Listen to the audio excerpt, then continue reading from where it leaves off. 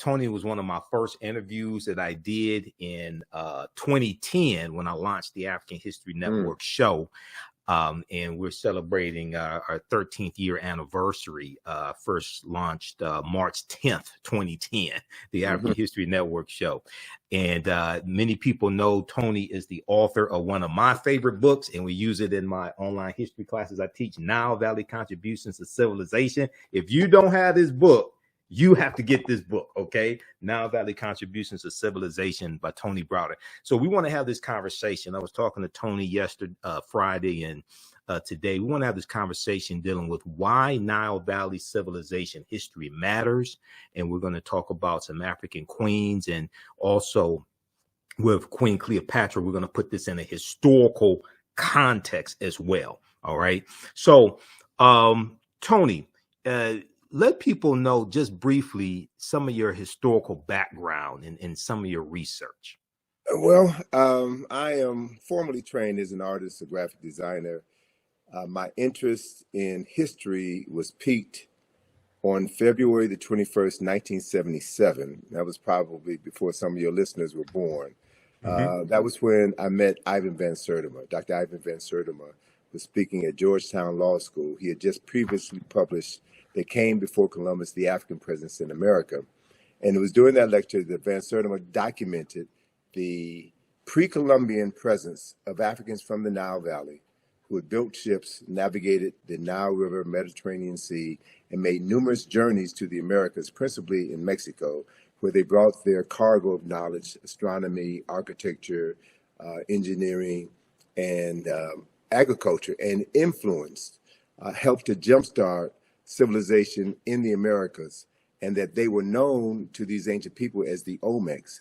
And there were at least 20 large heads of these stone-carved heads of these Africans that were placed on ceremonial temples and mounds throughout Mexico.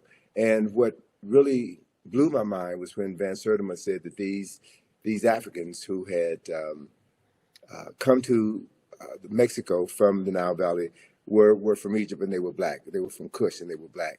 And this was the first time in my life I had ever heard anyone say this, because everything that I had read, everything that I had seen in television, everything that I had learned in every school that I had attended, even though they were predominantly black schools, taught just the reverse. So my mind was blown upon hearing Dr. Van Sertima's lecture, and that prompted me to begin to revisit everything that I had learned.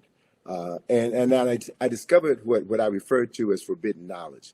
Information, historical information, which has been intentionally withheld from certain populations in order to influence how they see themselves, how they see the world, and how they interact with others. So it was my interest in learning this forbidden history that prompted my travels to Egypt, that prompted my my writing, my interest in studying this information. And another major turning point in my life was in September of 1984, when Ivan Van Sertima, along with Charles Finch and Asa Hilliard, sponsored the Nile Valley Conference at Morehouse College. And that 4-day event cemented to me the power of knowledge. And the interesting thing about this gathering was that it featured not just African scholars and African American scholars, but European scholars who also understood that the historical knowledge of the past had been fragmented and had been erroneously presented as historical truths.